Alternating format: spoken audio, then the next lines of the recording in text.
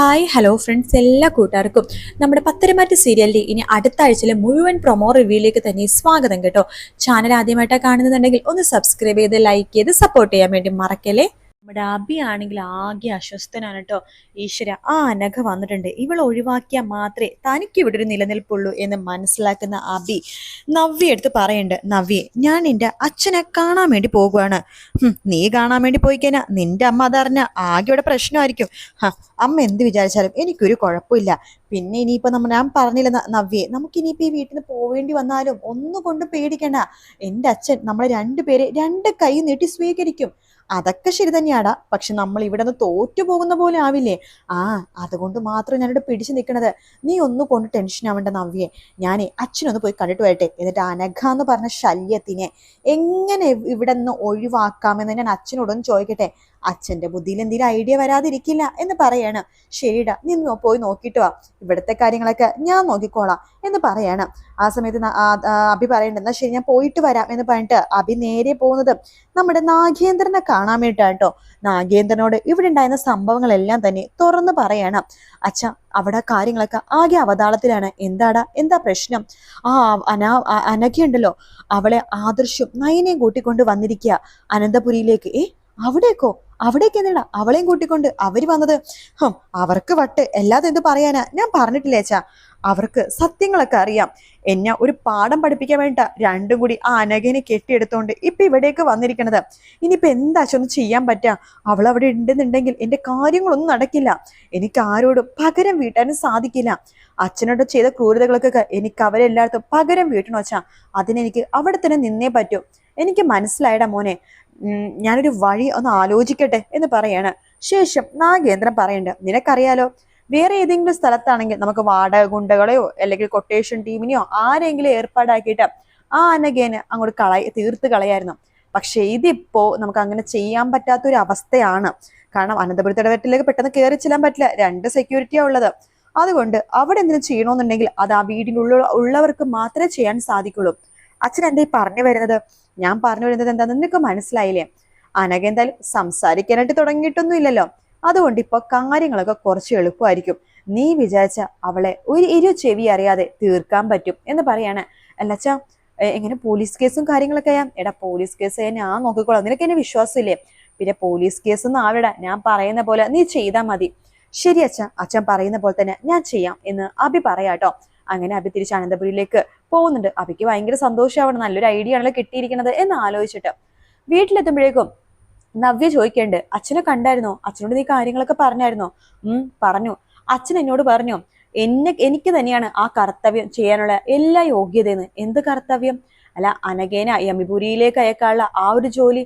നീ എന്തൊക്കെയാടേ പറയണത്? അതെ, അനഘ ഇന്ന് രാത്രി മരണപ്പെടും. ഇന്ന് രാത്രി മരണപ്പെടുമെന്ന് വെച്ച് കഴിഞ്ഞാല്, അതെ, ഇന്ന് രാത്രി എല്ലാവരും ഉറങ്ങുമ്പോൾ കൃത്യം 1 മണിക്ക് ഞാൻ തന്നെ അവളുടെ റൂമിലേക്ക് എത്തും. സംസാരമില്ലാത്തോണ്ട് കാര്യങ്ങൾ കുറച്ച് എളുപ്പമാണല്ലോ.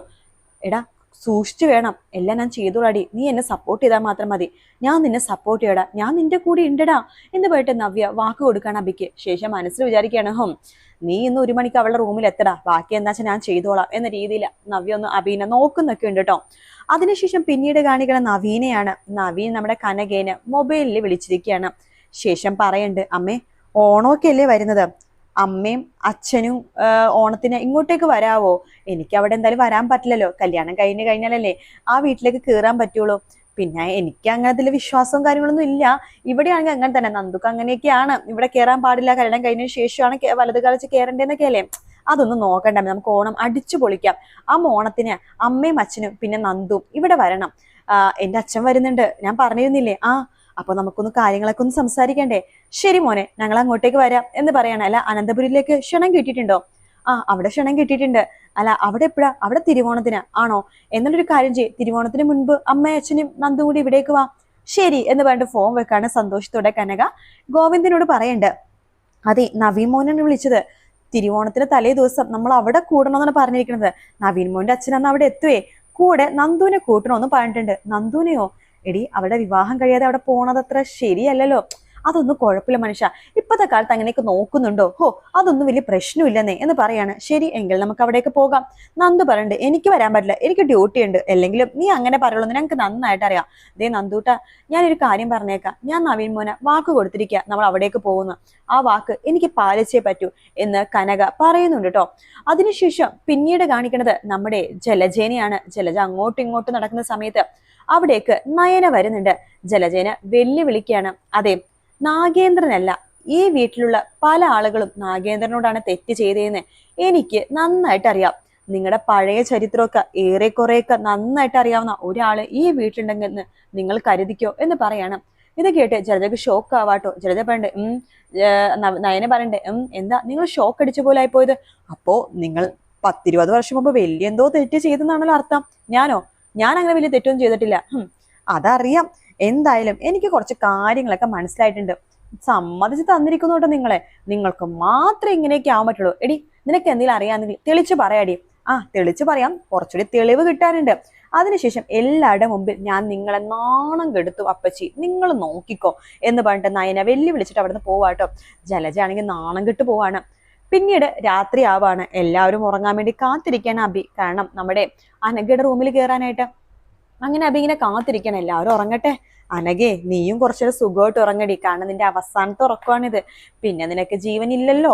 മണ്ണിനിടയിൽ ഉറങ്ങി എന്നൊക്കെ നമ്മൾ പറയുന്നുണ്ടെങ്കിലും ജീവനില്ലാത്തതല്ലേ, അത് കുറച്ച് കഴിയുമ്പോൾ പുഴു അരിച്ചു പോവുകയും ചെയ്യും. എന്തായാലും ഇന്നത്തോടെ അനഘ എന്ന് പറഞ്ഞിട്ടുള്ള ശല്യം തീരാൻ വേണ്ടി പോവാണ്. സമാധാനം എന്ന് പറഞ്ഞിട്ട് അബി ഇങ്ങനെ കാത്തിരിക്കാട്ടോ. നവ്യ ചോദിക്കണ്ടേ, അബി നീ ഇന്ന് കിടക്കുന്നില്ലേ? അത് കൊള്ളാം, ഞാൻ ഇന്നെങ്ങനെ കിടക്കും? ഞാൻ നിന്നോട് ആ ഐഡിയ പറഞ്ഞത് നിനക്ക് ഓർമ്മയില്ലേ? എന്ത്? ഇന്നല്ലേ അനഘേനെ തീർക്കാൻ? അത് ശരി. ശരി. എന്തായാലും 1 മണി ആവട്ടെ, ആ സമയത്ത് എന്തായാലും ഇവിടെ എല്ലാവരും ഉറങ്ങുമല്ലോ. അതിനുശേഷം ഞാൻ ഒരു പണി കൊടുക്കുന്നുണ്ട് എന്ന് പറയാണ്. ആയിക്കോട്ടെടാ എന്ന് നവ്യയും പറയുന്നുണ്ട്. നവ്യ ഇങ്ങനെ ഈ കാര്യം നയനെടുത്ത് പറയട്ടെ, ഫോൺ വിളിച്ച് പറയട്ടെ, ഇങ്ങനത്തെ ഒരു പ്രശ്നം വരുന്നുണ്ട്, 1 മണിക്ക് ഇങ്ങനെ ഒരു സംഭവം നടക്കാൻ പോകുന്നുണ്ട്. അപ്പൊ അതുകൊണ്ട് നീ ഇത് മുത്തശ്ശീനെ അറിയിക്കണം. അവൻ 1 മണിക്ക് അനഘയുടെ റൂമിൽ കയറുന്ന സമയത്ത് അവിടെ ലൈറ്റും കാര്യങ്ങളും ഒന്നും ഇടരുത്. അവൻ അനഘേനെ ഉപദ്രവിക്കാൻ വേണ്ടി പോകുന്ന ആ സമയമുണ്ടല്ലോ, ആ സമയത്ത് അവനെ നമുക്ക് ഒരു പണി പറ്റിക്കണം. നീയും മുത്തശ്ശിയും ആദർശട്ടും കൂടി ലൈറ്റ് ഇട്ടിട്ട് വേണം അവന്റെ കള്ളക്കളി കൈയോടെ പിടിക്കാൻ. പിന്നെ വേണമെന്നുണ്ടെങ്കിൽ അനഘേനെ മാറ്റിയിട്ട് ആ ബെഡിലേക്ക് ജലജനെയോ അവന്തികനെയോ കിടത്തിയാലും കുഴപ്പമില്ല. എന്തെങ്കിലും തട്ടലോ മുട്ടലോ അവന്റെ കയ്യിൽ നിന്ന് കത്തിയിലോ എന്തെങ്കിലുമൊക്കെ പൊടിയലോ ഒക്കെ കൊണ്ടുകഴിഞ്ഞാൽ അവരുടെ ദേഹത്ത് ചോര വന്നാൽ വലിയ കുഴപ്പമൊന്നുമില്ല നയനെ. അതൊക്കെ നമുക്ക് എന്താ ചെയ്യാൻ ചേച്ചി. എന്തായാലും ഇന്ന് അബിക്കുട്ട് ഒരു കൊട്ട് കൊടുക്കണം. അതിനെ പറ്റിയ നല്ലൊരു അവസരമാണ് ഇപ്പൊ വന്നിരിക്കുന്നത്. അതെ, എന്തായാലും ഞാൻ വെക്കട്ടെ മോളെ. അപ്പൊ 1 മണി ഓക്കെ എന്ന് പറഞ്ഞിട്ട് നമ്മുടെ നവ്യ ഫോം വെക്കാണ്. അബിക്ക് എന്തോ വലിയൊരു പണി വരാൻ വേണ്ടി പോവാട്ടോ. അപ്പൊ ആ ഒരു ഭാഗമൊക്കെ നമുക്ക് പ്രൊമോയിൽ കാണിച്ചിരിക്കുന്നത്. എന്നാലും ഈ പ്രാവശ്യത്തെ വീക്കെൻഡ് പ്രൊമോ കുറച്ച് വലിയൊരു വീക്കെൻഡ് പ്രൊമോ തന്നെയായിരുന്നു. അബി ആ റൂമിൽ കയറുന്ന ഭാഗമൊക്കെ ക്ലിയർ ആയിട്ട് കാണിച്ചിട്ടുണ്ട് കേട്ടോ. അവിടെ എത്തുന്ന അബി എന്തോ ഷോക്കും ആവുന്നുണ്ട്. അപ്പൊ ഇങ്ങനത്തെ എന്തോ സംഭവിക്കാനാണ് ചാൻസ്. കാത്തിരുന്ന് കാണാം ഫ്രണ്ട്സ്. വീഡിയോ ഇഷ്ടപ്പെട്ടാൽ ലൈക്ക് ചെയ്യുക, സബ്സ്ക്രൈബ് ചെയ്യുക, കമന്റ് ചെയ്യുക. മറ്റൊരു വീഡിയോ ആയിട്ട് കാണാം. Take care, bye bye.